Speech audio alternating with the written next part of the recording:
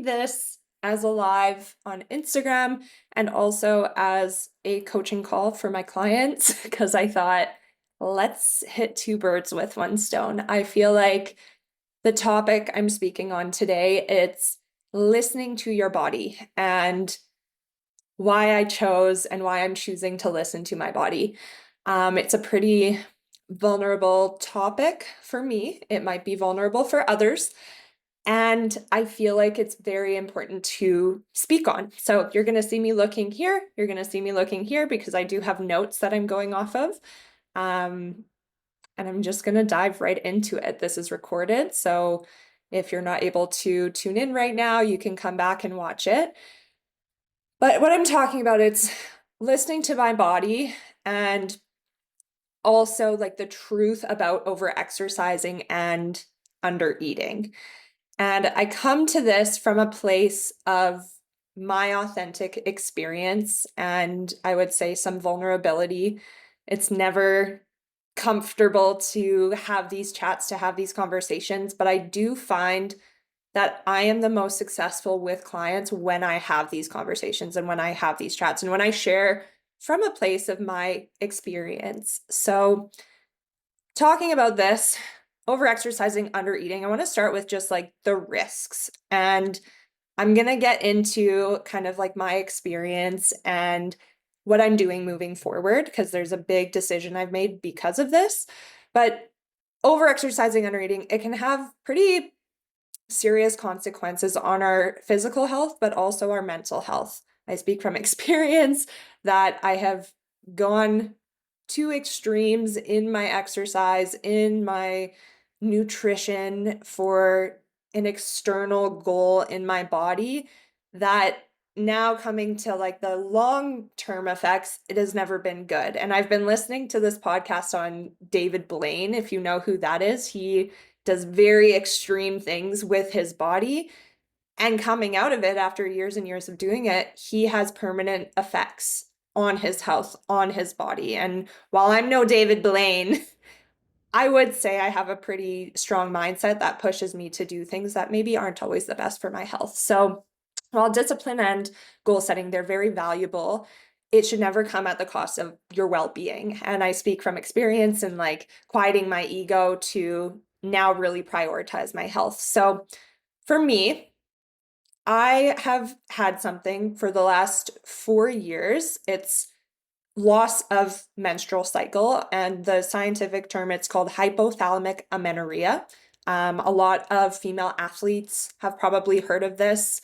It is also known as the female athlete triad, where when you're over exercising, when you're pushing yourself to your limits due to excessive stress, due to underfueling, due to disordered eating, you will lose your period, you will lose your menstrual cycle. And what happens in the body is we have an increase in cortisol, which is the stress hormone, which essentially just eats at our progesterone and lowers our estrogen production. And I know, like, when I promoted this live, I said, like, men and women, listen. Yes, I'm talking a lot about the female body, but men can learn a lot from this too, because I'm going to move into more like listening to your body. So what happens when you lose your cycle through HA is you deplete progesterone, you lower estrogen, this hormonal imbalance, it really affects your metabolism, your energy levels, your bone health, and fertility, which is a big one that I'm going to get into more. But before I do, I want to talk about my personal experience. So it's been about 4 years that I have been into a pretty extreme of exercise and nutrition. This, I want to say, it comes from a place of like pure passion. I absolutely love health. I love fitness. And I have just been, I would say, like uneducated. And that is why this happened in lack of education in these areas. And not just me, but I would say for a lot of people, we end up, maybe doing things to our body that we don't even realize we're doing. So because of this, I lost my period for 4 years because I was just like super excited to go work out and like do all of the things. And I believed my strong mindset could push me past what my body actually needed. And what I know now is you can have a strong mind, but your mind should never outweigh what your body needs. And I'm really in this season of like practicing what I preach. But for so long, I was super disconnected to that. And I was just like, you know what? It's a strong mind. I can do anything. I can run a half marathon. I can work out 6 days a week. I can do all of these really intense things, which I can do. I think anyone can do anything. We can push ourselves to those limits. But was it the best thing for me? No. And last year, I finally kind of came to the end of that where it was less about me, because I'll be honest, like I didn't have a menstrual cycle and I was fine with it. I was like, it's fine. Like that's kind of nice actually, not to worry about like having cramps and having like PMS symptoms. And, I hear my friends complaining about it and like I don't have that. So that's kind of nice. And it didn't at any time occur to me to look into like the actual effects from it until friends and family were like, for how long? You haven't had a period for 4 years? That's kind of weird. And then I like looked into it and I was like, oh wow, yeah, it is kind of weird actually. Like that's not normal. It's not normal at all. And so last year I hired a coach who specifically works on female hormones and using a holistic approach, which was really important for me, not using pharmaceuticals, not prescribing me anything. And after working together for 4 months and learning how to properly fuel my body, how to exercise at a level that isn't intense but can still create results on a physical level, having adequate rest is like one of the biggest things. I was able to regain my period, and this was November last year.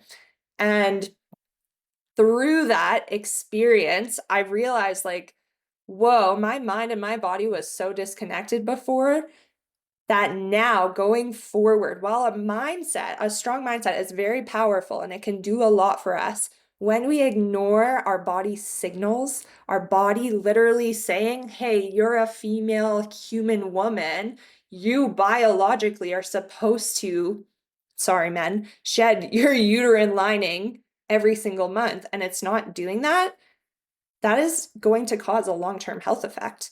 And so now, fast forward to present day, I this year got really excited with the fact that, my body was functioning normally last year. It was like, yay, finally have a period again. I'm a woman. I can like go do really exciting things. And I, again, come from a place of passion in my fitness, in my health and coaching, that sometimes that passion will disconnect me from like what my body really needs. And I decided to sign up for a marathon this year.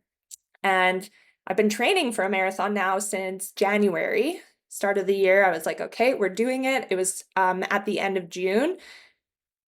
And speaking on this now, through that training, through that intense exercise, through pushing my body again, I lost my period again, which sucks because it took me 4 months of like, okay, we've got it back. We've got it down to a science. We've listened to our body. We've learned it. And I believe that like sometimes we have to learn the same lesson over and over again. And I really truly hope this is like my last time learning this lesson. But I've decided now I'm not running the marathon because through this experience and through like really educating myself and now having clients who are showing up for me and listening and learning from me, it would be so contradictive if I was like, oh, no period, that's okay. I'll just like run the marathon, I'll mindset my way through it, which I know I could, but I'm not going to. And what's also really interesting is like, as I was leading up to the marathon and speaking to coaches, I learned that it's totally normal for coaches and like runners, intense athletes to look at losing your period as a normal thing. They look at it like, oh yeah, you might lose your period. That's just kind of like, that's what you get. That's part of training. And I couldn't disagree more. I couldn't disagree more. I don't think health is meant to take your body from its natural, again, female biological state and put you into this state of potential, I mean, worst case scenario, death from losing your period. And I'm sorry to go to worst case scenario right away. I'm not trying to fearmonger, but like maybe a little bit. But some of the side effects I want to get into here, because I think it's important to be educated. For me, anyways, that's what was important. If you're ignoring your body signals here as a woman, if you're ignoring the fact that, you're not having a period, one of the biggest risks is infertility. And I'm not trying to have kids anytime soon. I'll say that like blatantly, but maybe one day. And what we do now in our bodies is projecting into the future of what's possible for us. If we're beating ourselves up now, if we're sabotaging ourselves now, future you is going to unfortunately have consequences. And when your uterine lining doesn't develop properly, you literally can't consent. You can't have babies. So that's one. The second one, which is huge too, especially as a young woman, I'm 27, I think. I'm 27, I'm in my 20s. Bone loss is a really big one. And already as adults, as women, as we get older, our bones start to degenerate. Like osteoporosis, arthritis becomes more common as we get older. And if I'm already like pushing my body into this experience of potential bone loss because of low estrogen, I'm just increasing the risks of that. Like, why would I do that? The next one is more of the mental, and so much plays into our mental health, but stress and anxiety. When you don't have a period, your cortisol is higher, your stress hormone, your energy is low. You're just like living in this cycle of, high stress, which maybe you use to fuel your workouts instead of like actual food. And it can be this cycle of just staying there. So knowing all of that, this is things that I learned and now am hoping to educate on.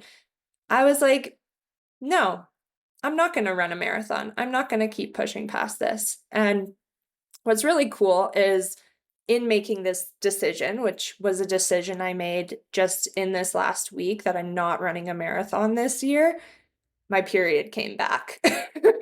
And that's a very, I would say, like intuitive. My body was like, okay, we can actually relax. We don't need to be pushing and training for this intense thing. And it was like, okay, and now we're gonna like give you a little reward for choosing what's right. So what I think like true health is, to, I guess, wrap this up a little bit, and what I try to practice and promote to my clients is you should be sleeping, first of all. If you're not sleeping, and that was one of the signals for me where I was sleeping like maybe 6-7 hours a night, which by the way, you should be sleeping 8 to 9 hours. We're adults now, like we should prioritize our rest. Let's grow up a little bit.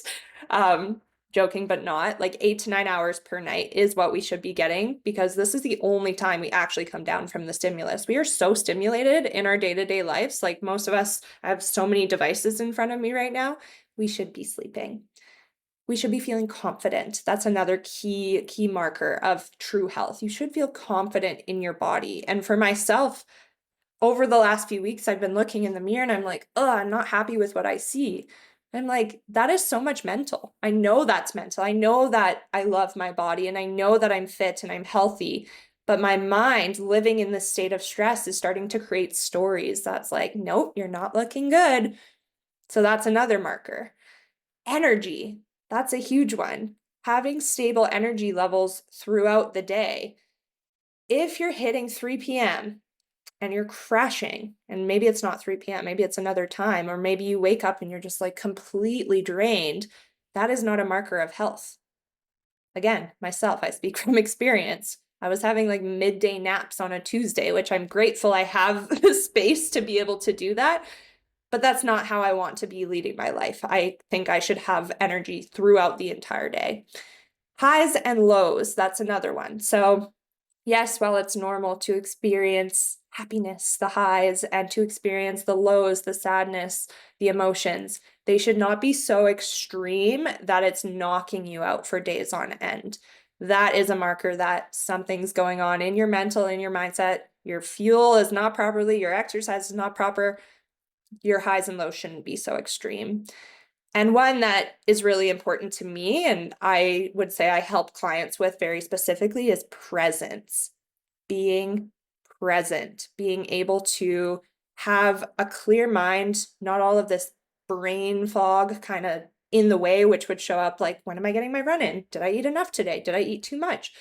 All of these questions that are like totally taking me out of the present moment. If I'm not able to be present for my friends, for my family, for my clients, that's a marker that's like, okay, that's not true health for me.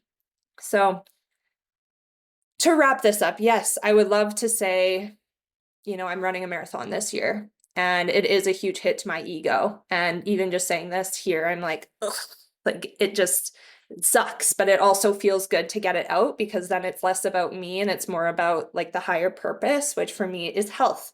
Health, this is what's important.